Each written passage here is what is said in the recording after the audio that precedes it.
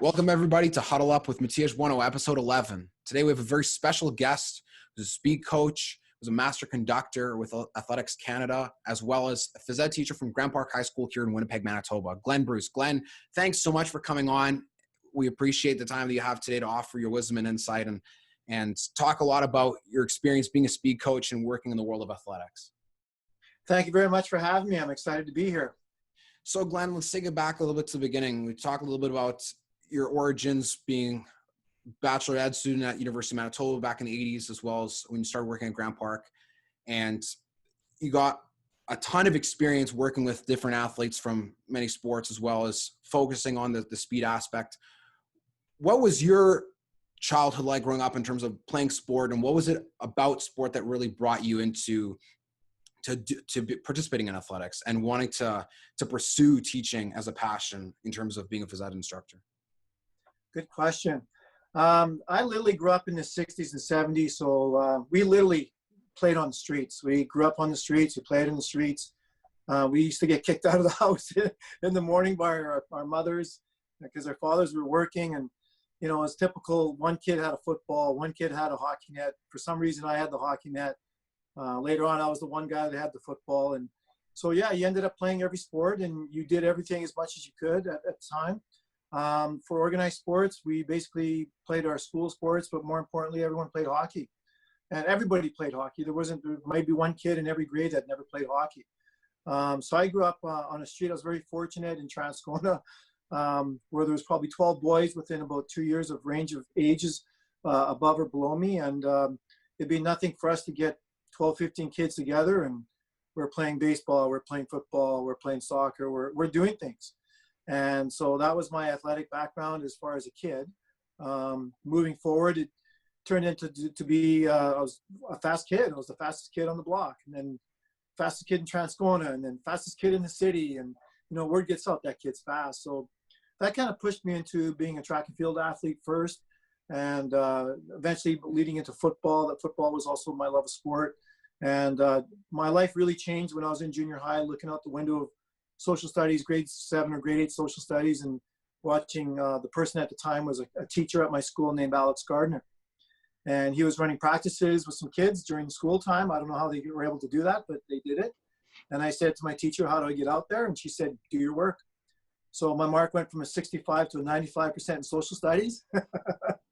And before I knew it, I was doing what we call formal training, speed training, something that I didn't even know what even happened at the time, but we enjoyed going out there, and we had a really good time. And Alex had some talented sprinters, some people that were a lot more faster than I was. And it grew from there. We went to Murdoch McKay and Transcona, and Alex went on, moved there to teach English, and he was part of the Raiders track club, and that's how I got involved into that. And it just kind of blossomed from there. Alex went to U of M, and then I followed suit again, going to school at U of M. And when I graduated, I wanted to come back and contribute to something that I, you know, loved. And Alex said, come coach with me. And then from then on, I was hooked.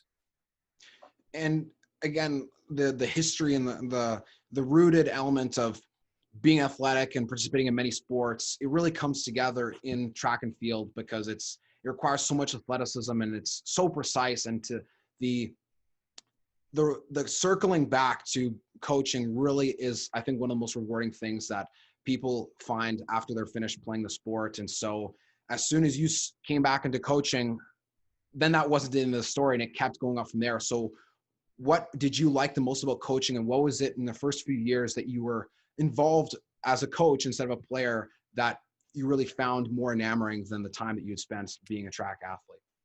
That's a great question, because I think the big thing is when an athlete quits a sport or quits their formal life of being an athlete, it's tough. It's a transition that everybody has to go through, and we don't like that. We don't think about it, because when you play your sport every day and, you know, have practices and games, you just think this is the best thing in the world. And I had a lot of really good friends that were galvanized from back then, and I just really missed being in that social setting. I also missed the disciplinary part of sport that it delivers into life, and how it, spills over into your other life. And so I wanted that again. And so going back to U of M and coaching with Alex, that it almost felt like I never even retired. I mean, at the time I was in my mid to early 20s, and I would still work out with the athletes I was coaching. And I really, really enjoyed that. And the traveling, the competitions, it's such a great life that you don't want to ever leave it. And I think that's the best thing about coaching. It's not, people say they talk about giving back to the sport, giving back to what they took out. That's part of it. But I'll be honest, I'm taking, I love the sport and I love going out there and I'm still a very competitive person. And I think that's what drives me every day, wakes me up every day. And, we had practice, some speed sessions today at 6 a.m. No problem getting up at 5:30 or 5 o'clock. I'm doing this because that's my day. That's what I really love to do. And that's what fuels my fire. And those words really resonate with those out there that have that competitive drive and that why, especially when it relates to being up early and sacrificing and grinding.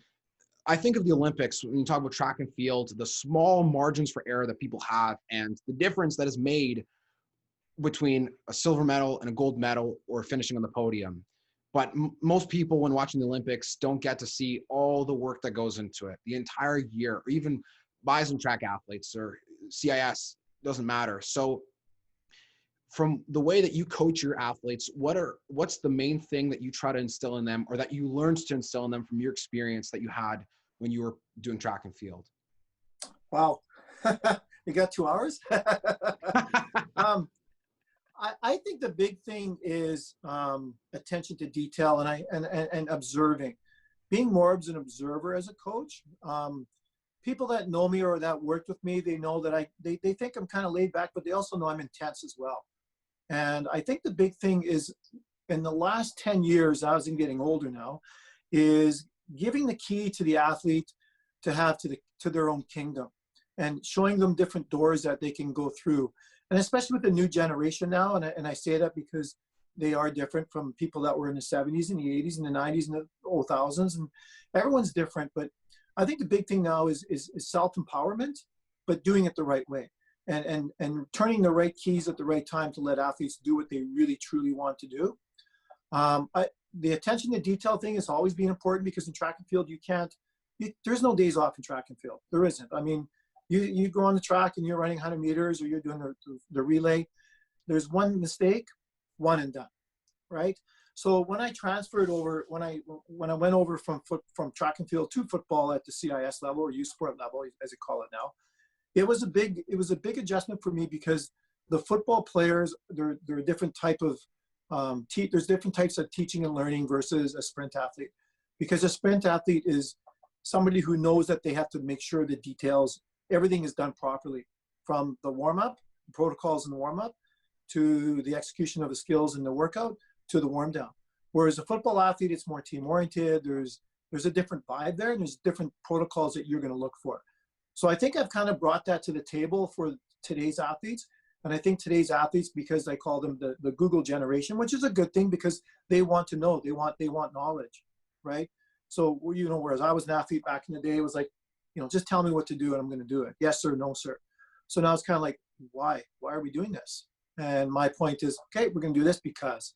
And so now that the athletes really understand, their knowledge is so great right now that we can embrace that and we can celebrate that and we can project that into their workouts.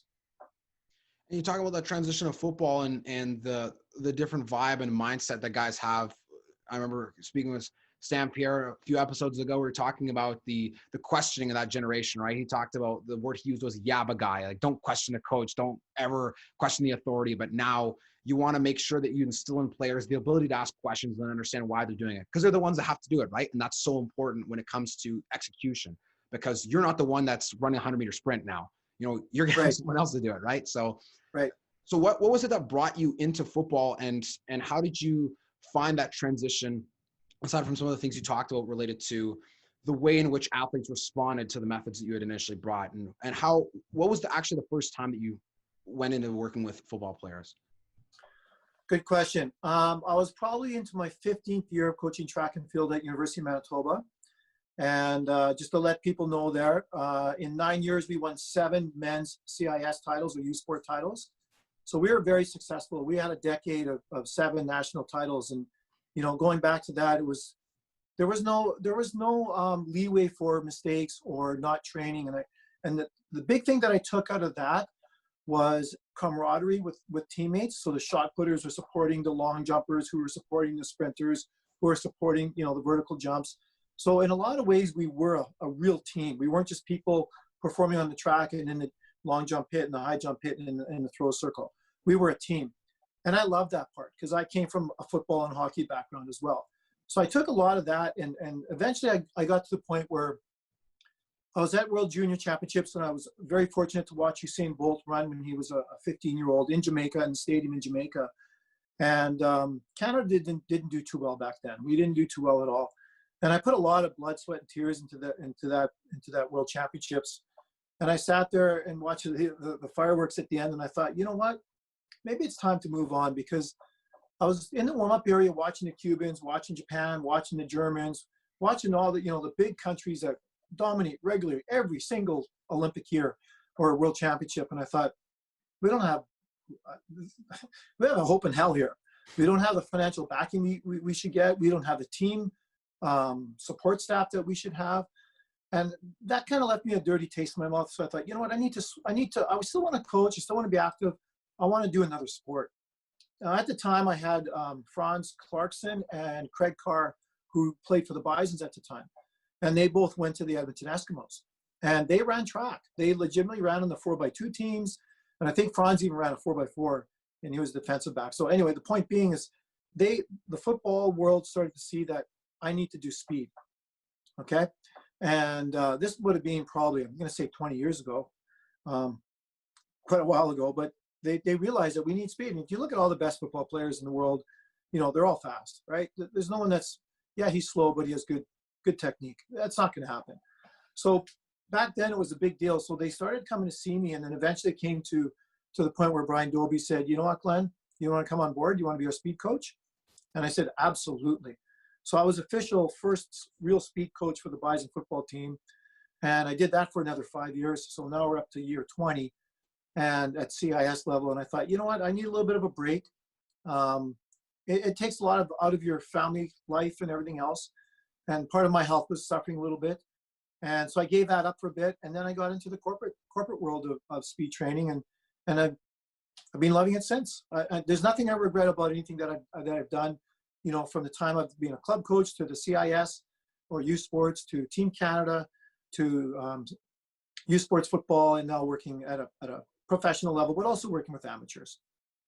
Absolutely. And you talk about an array of backgrounds and sports you're involved with and different capacities. You talk about world juniors and Olympics with CIS football. And there's a very difficult balance to that dichotomy in terms of what you do outside of your work and your passion and what you do inside of it. And how did you experience trying to find that balance during the midst of that, whether it have been having a family and having to work super intensely? Because like you mentioned, the attention to detail is so crazy that there's no room for mistakes if you want to be a world champion or if you want to be on the podium every Olympics. You talk about Cuba, Jamaica, Japan. Like, what was your experience with trying to find that balance, and how have you tried to alter it as time has gone on in your career?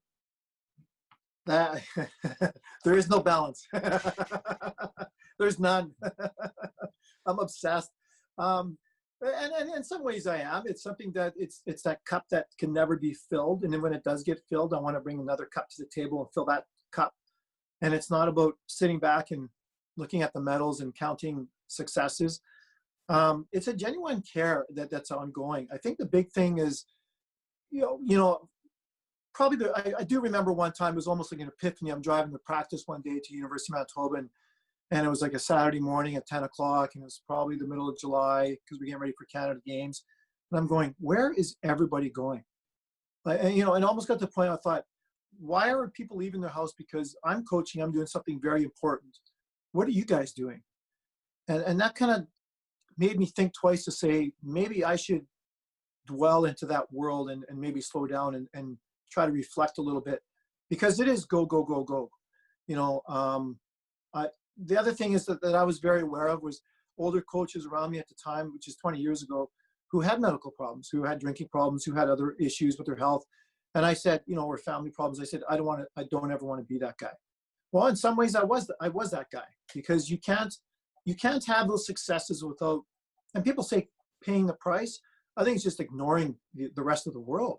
You know, there's times that people ask me about global news, and I'm like, sorry, I can't answer that. But I can tell you what Donovan Bailey's split was from 30 to 40 meters, you know, at the World Championships, and how many steps he took. You know, so things that were important to me weren't important to other people. But you know what? You need other people that are like you. Matthias Gusen, who's, you know, retired from the Bombers right now, is a center, and I remember saying to him, hey, you know, like, we had this common interest of fishing, and I said, hey, caught some pickerel. Would you like some? He goes, yeah, drop it off at 5:30 tomorrow. I go, in the evening? He goes, no, in the morning. I'm like, you going to be up? He goes, yeah. I'm like, okay, it's a little bit early. So I showed up, and I'm like, why are you up so early? He goes, this is my day. And it wasn't even during the season. It was during the off season. And I said, well, you got an early day? He goes, no, I got a full day. So his day basically started off at 5:30, get up, meeting with, you know, quarterback at 6:30 in the clubhouse, and then having his positional meetings at 7:38. Then he's in the hot tub. Then he's getting rolled out, and then he's got practice. Then he's got more film sessions. So he was basically putting in a day that started from 6:30, you know, in the morning till 6:37 at night. And that really kind of made me think about, wow, you know what? So what I'm doing is probably a pretty good thing, because these other guys that want to get to that next level, not everybody does that. The people that want to get to that next level will choose to do that. And he chose to do that. And, you know, he's a CFL All-Star for 2 years in a row. And because of him, because of that attitude that he had. And, you know, fast forward even just to the other day, 2 days ago, I got up and Adam Bighill wanted to do a 6 a.m. session. And I'm walking out, and it's, you know, it's kind of getting dark now. It's not as sunny as it used to be. The day's a little bit shorter. And I'm walking out, I'm going, I know Adam's walking out to his car too. And you know what? This is a pretty good thing right now, because I wouldn't want it any other way. I see no reason. I can sleep later, but I want to get up early. And people call it the grind. It's not a grind if you love what you do, right? Love what you do what you love. I always say that. And I think of when you mentioned that, I know that Andrew Harris, he talks about this concept of being relentless, and it circles back to reading I've done related to Tim Grover's book, who is Michael Jordan's trainer. And I think of the comparison in terms of, you know, the Last Dance documentary, and really seeing behind the scenes of what it is these guys do. Them waking up early. It's not, you know, it's not a grind, or like Michael Jordan. Like, he creates games that have everything, and there's so much psyche that goes into the execution for these athletes, and to be at that high level. And they're, I like how you started that. There's no balance. That you pay the price, or it comes at a sacrifice of another element. And so when working with these athletes, you're right. You know, if you love it, if you love what you do what you love, then there's no problem. But obviously that concept of being relentless, of being like a Michael Jordan or a Kobe or a Dwayne Wade, are there, like, with, I guess from your perspective, are there limits to that? Or when you look at a guy like a Michael Jordan, or from the context of the athletes you've worked with, do you see that there are benefits or more drawbacks to what it takes to maintain that for many years? Because you wake up at 5:30, have a full day all the time. How long can that last? How long can you maintain that? And what have you seen have been the effects on athletes and coaches that you've worked with in terms of keeping that up for so many years? Well, I think that and I'm a big Rocky fan, a Rocky movie fan. And you know, there's a scene there with Apollo Creed and Rocky's thinking about retiring, and Apollo Creed tears the strip off him. He's like, you just can't turn it on or off like that. It's not like a switch. It's on all the time. You know that. And I think of Andrew, excuse me, I think of Andrew Harris when he was in high school. And I was in Grant Park when he was there. And Andrew came to see me. He says, you know, I want to do some speed, da, da, da. And not many people know this, but Andrew Harris probably could have made the NHL. Andrew Harris was a very, very good hockey player, extremely good. So good that he probably had better moves on the ice than he does on the field. Unbelievable. Oh, unbelievable. But because of financial situations and the way things were back then, he never got exposed. He never had that situation happen to him. Having said that, I took him down to U of M one day when he was in grade 9 and grade 10. And he's wearing a pair of Jordans, shorts and sneakers. And he lined up against a couple of buys and track guys and some football players who were all they're wearing their tights and they're wearing their spikes because we're in, you know, the Jim Daly field house, whatever. Every single rep, Andrew won on the takeoff. Every single one. Walking back, and I'm like, wow, this kid's fast. Gets in the stance, ready, go, takes off again. Andrew wins again. And you could just see how competitive he was. Now, he probably couldn't walk for a couple of days after that because he wasn't used to doing all the speed training, because Andrew was just worked on his competitiveness and his natural talents. But having said that, you have to have that switch that's on all the time. But you're right, you do have to turn it off. So one thing I've learned from Dan Path, who's world renowned for Olympic track and field, he said to me, he goes, Glenn, he goes, now that I'm a little bit older, I realize that when my athletes take time off, I have to take time off. And that's very, very important. And even had my daughter say to me, she said, Dad, you have to be selfless. You have to take care of selfish. You should be taking care of yourself. And so now what I do is when we have downtime, it used to be, okay, I got to watch film. We're going to do planning workouts. I'm going to read. I'm going to take a course. No, going to the lake, going fishing. And you have to get yourself out of that realm, because you almost start living the person that you are. Kind of like the movie Mr. Rogers, where he's basically the same person and we get caught up in that sometimes. And I think sometimes it's not healthy. So you need to have that physical break. And that's what we're dealing right now with a lot of CFL players, because they're saying, well, if there's no season, what do you suggest for me to do? What do? I don't know what to do. And I think of it in terms of, yeah, you're exactly right. The example of the CFL, and also, by the way, I love the Rocky Saga. The quote that you brought up is amazing. It's super iconic. Like, it isn't just, you can't turn it off and on. It is always on. And I remember when watching The Last Dance, like, it made me realize, Tim Grover said in his book, some people are so hell bent on winning like that like the fall will kill them. They're so worried about failure, the fall will kill them if they don't make it.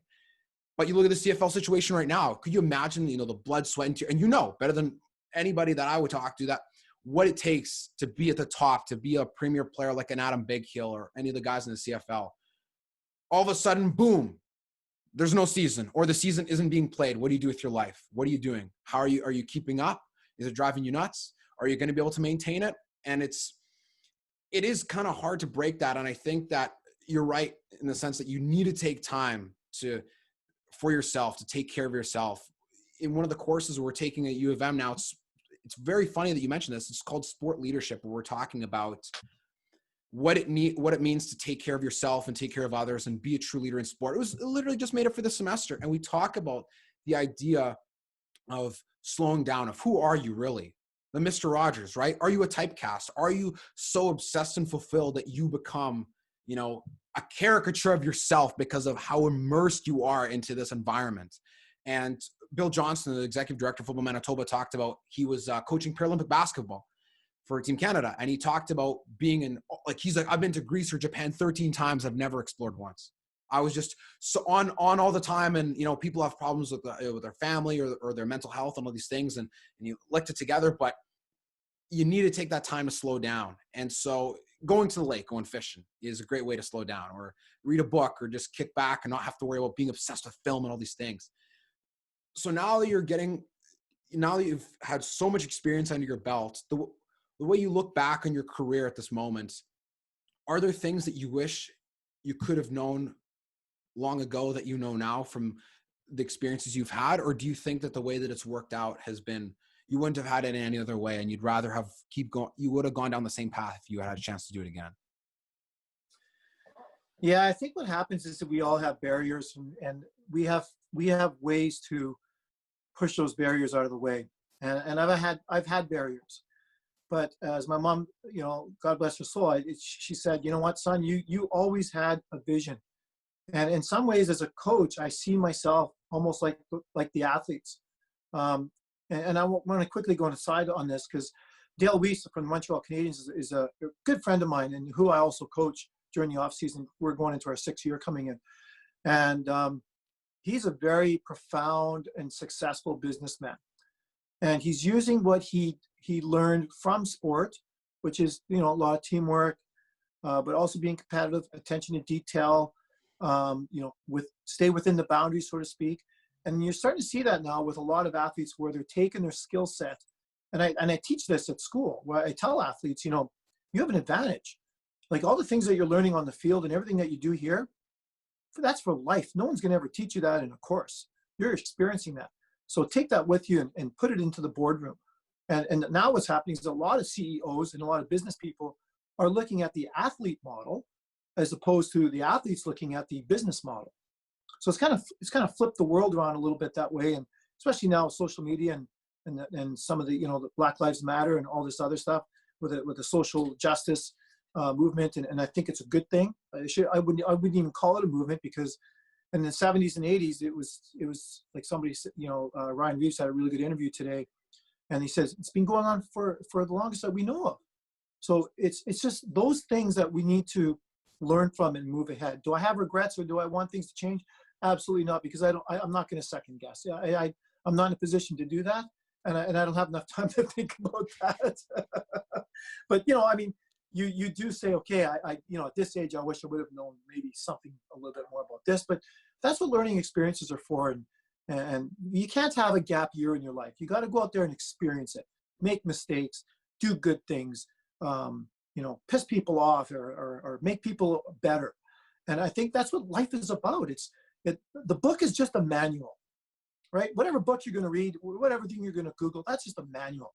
You still have to go out there and coach. You still have to work with people.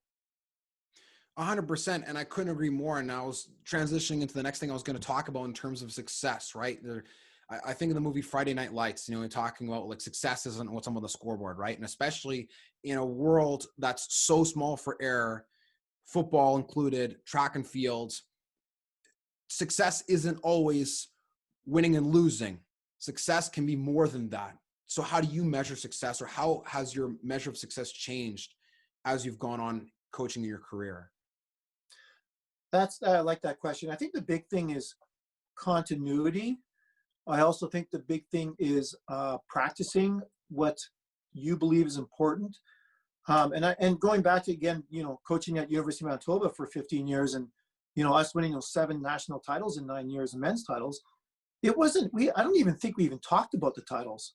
I don't ever remember that being a meeting title or a topic of conversation. Even with 1 or 2 athletes, we never talked about that. But what we did is we supported each other to the point where we wanted to be super competitive. And to be competitive, you have to be healthy, you have to do your homework, and you have to basically be the best that you can be. And to me, that's what competition is about, being the best that you can be. So there wasn't one, like an event group like the 1,500 meter guys, yeah, they're going to tank this race, or, the high jumpers, they're not, no, Frank McLean's going to win, and we're going to go watch him win. So I think that's what I learned from the track and field days, is that now the important thing is rather than the quantitative part, it's more of a qualitative part. And then you enjoy the process, and then the winning becomes the end result of that. I mean, you look at Andrew Harris's career, I'm sure every year he expected to win a Grey Cup or wanted to win a Grey Cup. Everything just turned out to be the best that it was last year. And he was a huge influence on that team. But he's also and I said to him, I was watching, the Michael Jordan documentary, and I said, you're kind of like Jordan. He goes, you know what? You're the 4th person that's told me that. And I said, is that an insult? And he never replied. And I don't think it was, because he understands how he is. But that's how we approach things. It's a mindfulness. You can call it almost like a karma that you walk around with a competitive style. But I think that's the most important thing, that you have to be competitive to start off with, and you have to be competitive with yourself. It starts with yourself first, and then it will, project out to other athletes or other teams or other countries.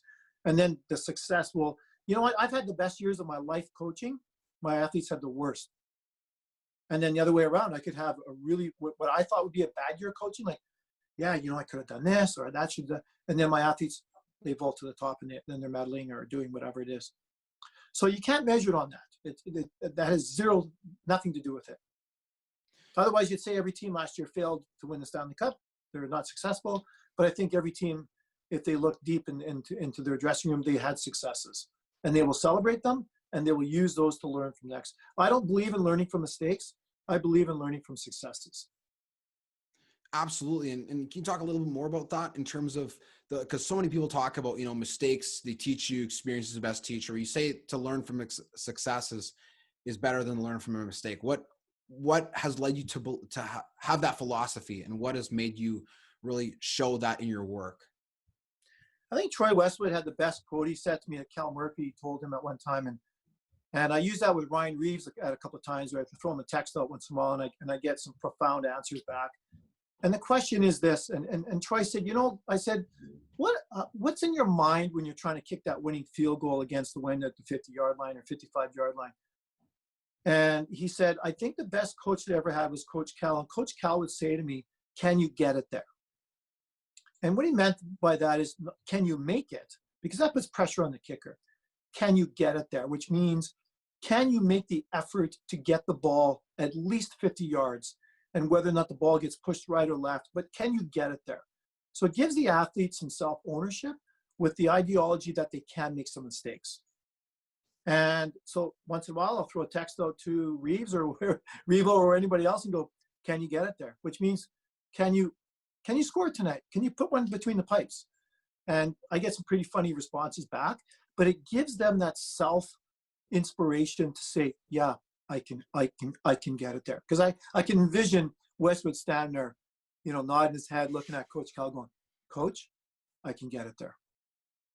Absolutely. In my experience with having played football, started out with actually the Vancouver Island Raiders in my first year. And everyone talked with Laura Vander Harris. And the position I played was kicker, the one that everyone thinks is so insignificant and so meaningless. And, it's like being a character in Madden, it's just automatic, press the button and go do it. The last interview I had, or one of the last interviews I had was with Brett McNeil, who was on the 2001 Bombers. He's a Blue Bomber Hall of Famer. And he talked about, when he spoke about what happened in the Grey Cup in 2001 and why Winnipeg was unsuccessful, I loved the words that he used. He said, we as an offense were unsuccessful on 3 of our 4 field goals. He didn't say, Troy, I can't believe you missed 3. Like, what the hell, man? He just said, we as an offense, we were unsuccessful 3 out of 4 attempts. And when I hear that as a kicker from one of my teammates, that makes me know that they got my back in comparison to, you're all alone. You're like a goalie, right? You're on an island. If you screw up, but if you make it, then okay. And that as long as when everyone's paying attention, that's when it matters the most. And that ownership is so important with, can you get it there? Because then it gets them thinking, you're right. I can go out and do this. And it makes you kind of tell yourself, well, can I get it? Of course I can. What do you mean I can't get it there? Rather than, can you make it? Oh, I don't know. Because then that makes you kind of start to doubt yourself. And especially as a kicker, it's like, I don't know if you're into golfing, but the most important aspect of being an athlete, especially being a kicker in football, is everything in between here. That's the most important thing. How many guys, I saw a post today of the CFL, who's the kicker of the decade, all decade team? You got Paredes, Medlock, and Hiralahu, and Paul McCallum, all these guys. I saw that. And I'm like, that's like splitting hairs. How do you say who's the best out of all of them? You look at percentages, but what I think of when I see that list is who is the best up here. That determines who was the best at that position. And in terms of your experience with having worked with football athletes, can you speak to the mental aspect of how they view their own confidence, how they view themselves, and what that means when you're coaching with them in terms of their speed or other aspects that you notice in your work? Tell you something. This is inner circle stuff, so I guess it's not inner circle once I speak. But I'm not saying names. The inner circle is this. I'm going to say that the most successful athletes probably have the greatest fears. And that's what motivates them. They have the biggest fears and the biggest self-doubt that you will not believe. And that's what makes them different from everybody else. But they do it very privately. They do it one-on-one with only people they trust in that inner circle. And they're their own demons. They're the reasons why they succeed. You know what? I can't tell someone to rush 1,200 or 1,500 yards a game. I can't tell someone to get the puck off Crosby along the wall. I can't tell someone to make the CFL All-Star team and go make the Grey Cup. Go win the Grey Cup, I should say. I can't tell, and I could tell them all I want, but they're not going to listen. So, they have, I'm reading a book right now, and I wish I knew what it is right now, but it's one of the chapters talks about inner demons. And it's not a bad thing, but it's self-doubt and the fact that you need to be perfect.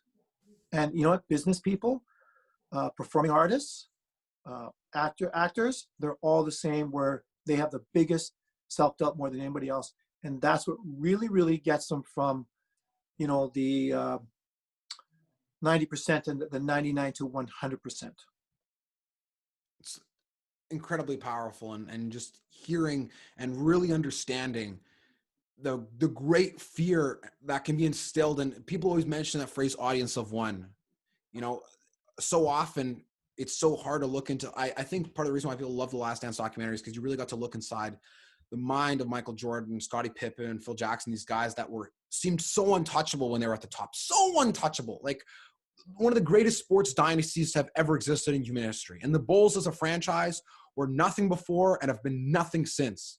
And that one stretch of 91 to 98 was one of the most immaculate assembled group of athletes to have ever played sports. And even them, even Michael Jordan, the fear, the worries that they had from their experiences growing up, and how they translated that into ensuring that they would shut those fears out. Coach Pierre had said to me, we were having a conversation for one of my assignments, actually, one of my phys ed assignments. He talked about, what drives me is fear of failure, is not wanting to fail. That's what makes you go, I need to pay attention to all the details. I need to be consistent. You need to make sure that you're teaching all the right points. You need to make sure you're covering all your bases because you don't want to fail. So you make sure that you eradicate every chance of that happening. And that's what drives your competitiveness. It's a weird positive feedback loop. And one of the books I'm reading right now is called The Slight Edge. And it talks about people are thinking about it. It's a very famous self-help book. People talk about, oh my goodness, they feel that they need some quantum leap, some silver bullet to save the day, this big break. That's what's gonna, cure you, but it's not. And it talks very early on about people that win the lottery, or they're professional athletes, artists, whatever, that make hundreds of millions, and they can just lose it all like that. And it's like, well, how? Because their philosophy and the way that they approach their work is what makes them successful or not successful. Not about, oh man, you won the lottery and you're good for the rest of your life, or you won the Grey Cup and now the day is saved. There's a kicker, or a running back, you rushed 50 yards for a touchdown, you busted one, great, now it's all good. It's not. It's about that being relentless and every single day doing the thing. The quote that they use in the book is just do the from Ralph Waldo Emerson. Just do the thing and you will have the power. And so from the athletes that you worked with, these within the inner circle, how important do you stress for them to do the thing? And you talk about what seems a bit of a relaxed approach, but how do you use that relaxed approach with just doing the thing to really create a strong chemistry that builds a fire inside these athletes to be motivated and to always compete with themselves?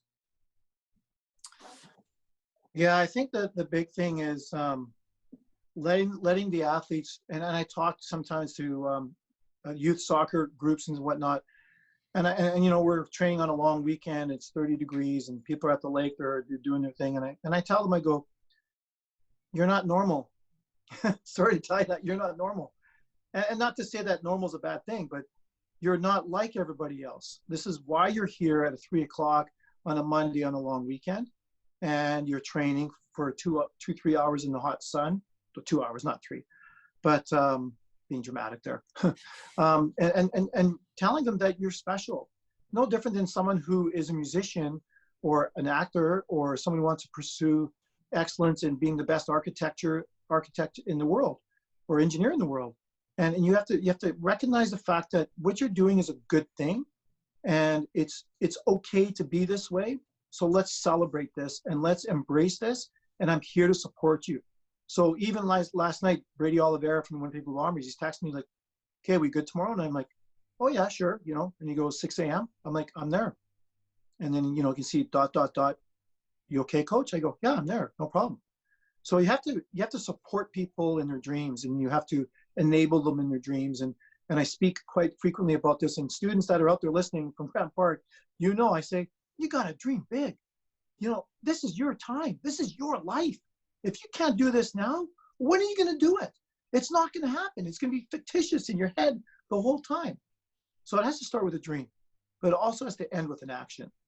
And a lot of people, people want to, you talk about the Michael Jordan and whatnot, and same with the Andrew Harris and people that have a big effect on an organization. People want to be around winners. but are they willing to, like Jordan said, are you willing to pay the price to be a winner? So it's nothing for Brady to do a 2-hour speed session and go lift in the stadium, and then he's got to go to work all day today, right? Because he's living his dream. As they say, live your dream. I never realized how powerful that really is to live your dream. So if you just change some things in your life and just do that, then you have to take those steps first, kind of like Anthony Robbins type thing. If you want to make $1 million, then go get $100 bill and put it in your pocket and leave it there so you feel that effect. And I did that because, being a coach, you're financially, things are a little bit difficult at times, and we're not as disciplined, I would say. Sometimes I'm not, anyway, with my finances. And I tried that. I thought, you know what, I'm going to put a $100 bill in my wallet because now I have to live the dream. I want to be financially secure in my life. It changed me. It changed me big time. But all along, I've always wanted to do that. But you can have all the wants you want. You still got to do the do. 100%. And so many great things you bring up, and the power of compound interest, I think, is so vastly underrated in the world. People will often, they think about the big break, and if only this, that, and the other would happen, then everything would be cured. Or, asking people, I often ask people, like, what is your purpose, or what is your dream, or what do you really want to do?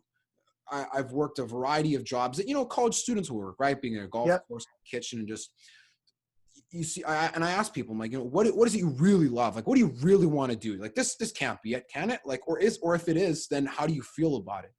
And I've often heard people respond back saying, following your passion is only for like the rich or retired, or like only if you've made so much money, or only if you're way older and you got all the time in the world. That's the only time that you can really pursue what you love and your passion. But when was it that you realized in your life that, wow, like if I don't do this now, it'll never happen? Yeah, no, you're right. You know what? There's a term that's out there. It's called playing with house money. When you go to the casino and you win a little bit, now you got some money, you won, and you're playing with that house money. So when I was training Eddie Steele, who was a Vanier Cup champion as well as a Grey Cup champion, very rare, and I would consider a friend right now, great guy. And we used to do early pool workouts at Pan Am Pool. And he said, Glenn, it's -30 and it's middle of February and it's cold and it's dark out. And then he came out of the pool one day. I go, you're playing with house money right now, brother. He's like, what do you mean? I go, you're just playing with house money. I says, talk to me later. So he went to the gym, just hammered a workout, and it set his vibe all day long. He had a fantastic day. And he goes, Glenn, coach, you're right. That's playing with house money, man. So that was kind of a joke that we used, okay, tomorrow morning, house money, let's go, So you're absolutely right. You have to have that compound interest thinking, that mentality, because that's exactly what it does. And it takes the gradual effort over and over and doing that simple thing. Those -30 in the middle of February at Pan Am Pool at 6 a.m, you do that enough times, then it ends in Vanier Cup champion. It ends in Grey Cup champion. And everyone's seen the poster at every school, on the internet, everywhere you look, the iceberg of success. It's this big, and this is what people see in success, and this is what people don't see. And all the information is readily available. It's not Absolutely. Like, I'm sure when you were growing up, or when my parents were growing up, or my grandparents were growing up, it's not like they had all this information. There was the internet and all these books, and everyone had lived all these lives and told all these stories. It's just, you just went and lived the experience, and now there's a plethora of information available to everybody, any single person. But if you don't apply it, you can want a dream or desire as much as you want, but if you never go out and actually do the thing, and especially like in the slide edge, they talk about, it looks like a heart rate monitor. People are on the verge of failure and they do it just enough to survive, and then they get comfortable and they go back down to, but they never just keep doing it to take them up to success. And that is what one of the big differences is. And I'm sure in the work that you've had with all athletes, Adam Big Hill still puts on his pants one leg at a time, just like Eddie Steele, just like DJ, just like all these guys. But the 6 a.m.,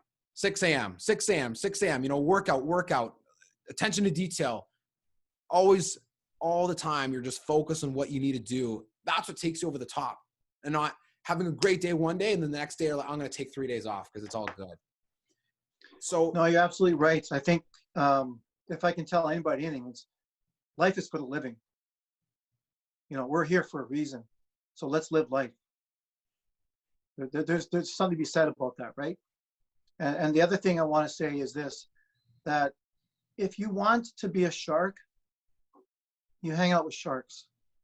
If you want to be a lion, you hang out with the lions.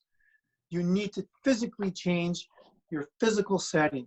You can't be the world's best surfer living in Manitoba. I'm sorry, it's not going to happen, right? So get your stuff, pack your bags, go live in a beach house, but surf, make mistakes. And people say, well, how do you do this? How do you do that? And go, you just have to own it. That's your next level thinking, is you need to own your own brand, your own signature. Just like you have a signature, just like people have and I think nowadays people are understanding that more with their own Instagram accounts and whatnot, but you really have to own it rather than looking at other people's accounts going, oh, I need to do that, or I haven't posted for a while, I need to do that. No, you do it, you do yourself, right? You need to own it, and you need to own it for being an athlete and a coach. And then you can say, this is my path. And you probably, I'm going to say this right now, you probably will have a lot of successes in doing that, but you need to own it. 100%. And I was going to lead into you talking about an example from yourself. The phrase speed is life means so much to you. And you have one of your latest endeavors talking about how speed is life is now transformed and transfigured for you, actually. So how do you own speed is life in the context of your work and your coaching and the athletes that you have, that you're training? Well, I just want to tell everybody a little history. This is pretty funny. I was at Canadian Junior Track and Field Championships with a good friend of mine now, Carl Sproul Jr. And we went to the F1. There was the F1 series in Montreal, and we went to watch. And Alex Zanardi, he had on his car "Speed is Life," and I thought, wow, so I started putting on our workouts. And that was a signature, on all my workouts that I would when I post the workouts in Max Bell at U of M. And then I started thinking about it. I thought, what does that mean? And it's from the Air Force, from the military. And basically, and it's just, just like the snowbirds, when they're in danger, they have to climb altitude to get out of danger. So they have time to react. So when you say speed is life, it's almost like if you don't live this way, or you don't train to be fast, then you will die. So the parallels are just unbelievable. I need to use this. So I'm using it, and I'm very proud to say that now we're incorporated, Speed is Life Incorporated, huge, globally, okay? Signing the papers tomorrow, actually, with my lawyers. So, and gonna get the trademark for the logo. But it's such a great way to teach life in general, and to have that philosophy that, you're not gonna do anything, you're just gonna sit here and die. You gotta get some altitude, you need to reach for the stars and get up there and reach for the moon. And you'll make mistakes, but you'll have time to think about it on the way down, right? If you are going to go down. But that's where that comes from. And now Adam Bighill and I, we're going to be launching something really, really, really cool in the next 2 weeks. And we're going global. We're going to be global for an online app, adambighill.com. And we have what's called the speed code. And I'm going to be in charge of all the speed. 1 second here. And you still there? Yeah. Yeah. Sorry, we're just getting some low battery power here. No worries. No worries. Speed is the life on my phone. But anyway, so we're going to be doing this, and we're going to be going overseas. We're going to go to Hungary. We're going to go to England. We're going to go to Switzerland. We're going to go places, Russia. We're going to go places that Canadians can step in onto the soil and go, speed is life. Like we're here for you, for your athletes. We're here to accommodate you. We're here to help your coaches. We're here to educate. We're here to support. So now instead of it being a localized thing for Winnipeg, Manitoba, Canada, I want to go global, because I was global when I was coaching for Team Canada. And I'll tell you right now, it's the best thing ever. And I can only imagine, and when I think about my experiences having traveled to different places in the world, not many, or maybe not as a great a variety as others, only to Brazil and Portugal where my family's from. But when you get to another place in the world, especially so far from where we live, people just really start to realize how different and how big the world really is, especially with the amount of different experiences and the amount of different people that you meet. It just, it's so much greater and so much more vast than we could possibly imagine. And being able to have the opportunity to have a positive effect on way more people just creates a bigger inner drive, I think, when it comes to really diving into your passion. And in terms of now how you want to carry things forward with Speed is Life, what do you think is the next conquest for yourself globally that you want to achieve in your career? That's interesting you said that, because Stu McMillan, who I respect greatly, is also down in Phoenix working with Dan Paff. And Stu was a Canadian who was at the time, many years ago, was a bobsled coach here in Canada. Did very, very good job. And he still is one of the top respected coaches in the world for speed. And now they're starting to get into Exos and Altus, and they're doing a lot of field athletes and whatnot. But he said at the clinic when I was there, he says, you know, it's interesting because when you're a coach, when you're young, it's all about you, right? And then it turns into being about the sport. And then you start thinking about other coaches and what they're doing. And I think that one thing that really happened to me, it was very profound, is when I lose a mentor or a coach that passes away, because I'm getting older and everybody else is getting older, and I get sad that, you know, I'm like, where's the legacy for this human being? What's the legacy for this person? And books can be a legacy, movies can be a legacy, but I think the biggest legacy are people. And I think if you touch enough lives, that legacy will live forever. You know, we talk about grandparents or parents or even your best friends. That's a legacy, that they're living legacies. And so for me, I always thought, you know what, I would love to write a book, but I'm not going to do that. I'm just not going to do it. It's not in me to do it. I can barely read a book. You know, my attention, I want to go out and coach. I want to be active. But so when you asked me that question, I think the big thing is I want to globally make an impact and globally tell everybody my story and share all my knowledge before I leave here, because that's a legacy. And I think, and it's almost like a surfer's MO, where they say, you know, it's not about the ego of the surfer, it's about the surf, right? So as a coach, it's about being a coach. It's about teaching people how to run fast and be fast, and having that joy of doing it and experiencing someone running fast or moving fast, whatever sport they're doing. So that's why I'm really excited about this AdamBigHill.com thing, is because we're going to go global. And I want to give as much information as I can out there. And I'm going to peel back a little bit here. This is what I really wanted to say is, I remember walking to a Winnipeg South End United soccer practice, and I had a text from Claude Ruby, and he said, "Did you hear about Charlie?" And I said, "No." And that was Charlie Francis, who's Ben Johnson's coach at the time, because he passed away. And I wasn't deflated because he's gone. I was deflated because he was a man that had all this knowledge and experience, and it went with him. And I'm like, wow, that's too bad, because I know he wrote 2 books. They're great books. I read them both, but he has so much more to offer, you know? So when somebody leaves here, it's like, why did you leave? Just at the epitome of your, you know, Jim Daly, another one. I mean, the guy was in his 70s or 80s, and you could talk to Jim about what happened in the 67 or whatever, you know, the Olympic Games in the 60s or in the 70s, and he'd tell you a story that would be relevant to today. Jim's not with us anymore. God bless his soul. And that's the legacy. I'm really big onto legacies, and that's what I want to do before I leave here.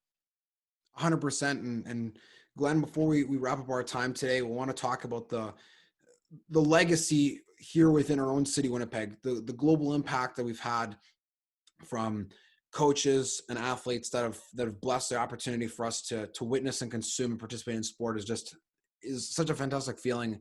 And we go to Winnipeg and the Blue Bombers and the work that you've had, and we touched about a little earlier, seeing everything come together. So the Bombers won the Grey Cup 2019, second longest drought in CFL history between Grey Cup victories. The only one greater is the Argos between 43 and 73.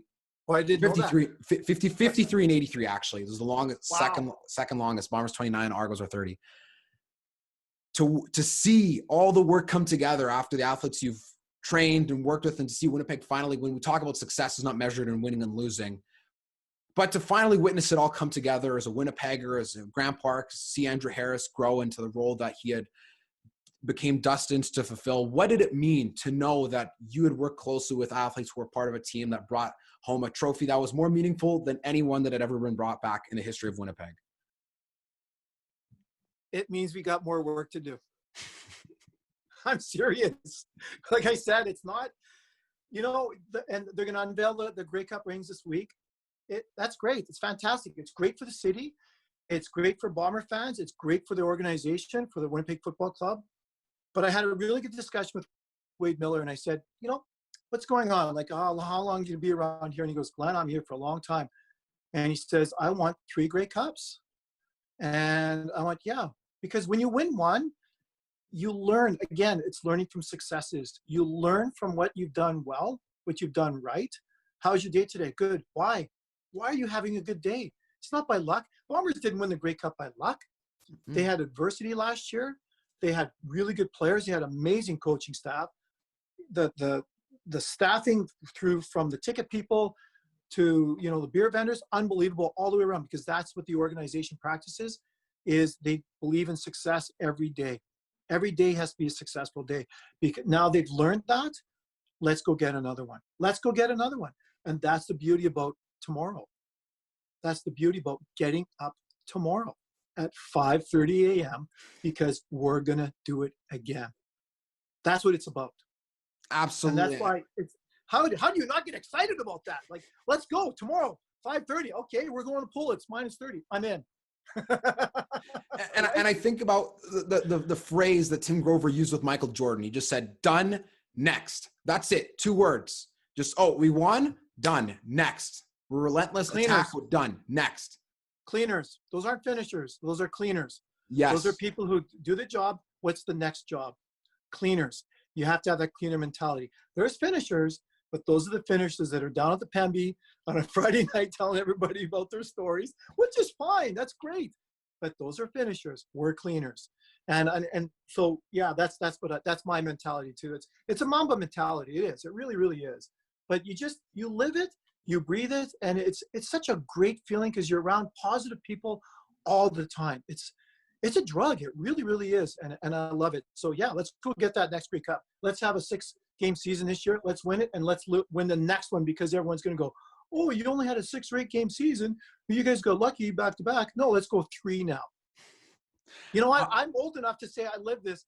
The Edmonton Eskimos dominated the 80s. I hated the Edmonton Eskimos. 5 in a row. 5 in a row with Warren Moon. Yeah. Yeah, but they had that mentality. Dave Cutler, the kicker at the time, he got interviewed and he goes, and you talk about being a kicker. And he went out there and he said he had to kick a winning field goal. It was freezing cold in a Western or semifinal, whatever. And he said, I felt the team kick the ball for me. He never kicked the ball. He goes, I felt the team kick the ball for me. Just exactly what you said about missing a kick, or what Brett McNeil said about the kick. Mm-hmm.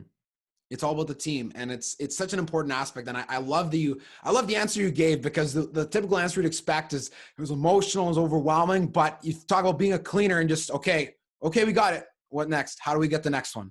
And and I'm sure everyone's seen after Kobe's unfortunate passing, the picture of him holding the Larry O'Brien Trophy in 2001 after they had won the first one, of him looking kind of sad because he was in the back, everyone's partying, drinking champagne, and he's thinking, how are we going to get the next one now? He's like, a minute, just right after they beat the Sixers in the finals. Okay, how are we going to do this next year?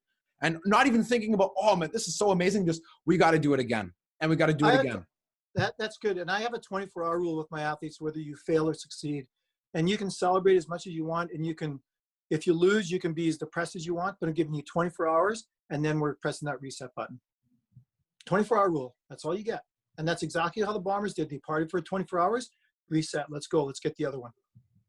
I couldn't agree more. And that's such an amazing mentality to have. And Glenn, thank you so much for being on. This has been so inspiring and so filled with passion. And I love it. It's just like getting excited and really thinking about how you're going to attack each and every day, because like you said, you got to do what you love and love what you do. And you got to go out and live your dream, because if you don't, no one's going to do it for you, and no one's going to just hand it out to you. And that's what it's really going to take to be able to look back when you get all the way to the top of the mountain and go, wow, how did I get all the way up here? And then once you get to the top of the mountain, you go back down, you tell everyone, hey, this is how I got to the top of the mountain, so you can help other people get there, and you can leave that legacy, because that's what will last and live longer than your life ever was. You're absolutely right. And I want to thank you very much for having me. So give me a chance to tell my story and influence other people, all of your listeners and whatnot. You do a great program. So thank you again for having me. I appreciate that. All right. Well, thank you again so much. Listening from Glenn Bruce, speed coach, speed is life, working with the Winnipeg Blue Bombers, NHL athletes. Thank you, everyone, for huddling up.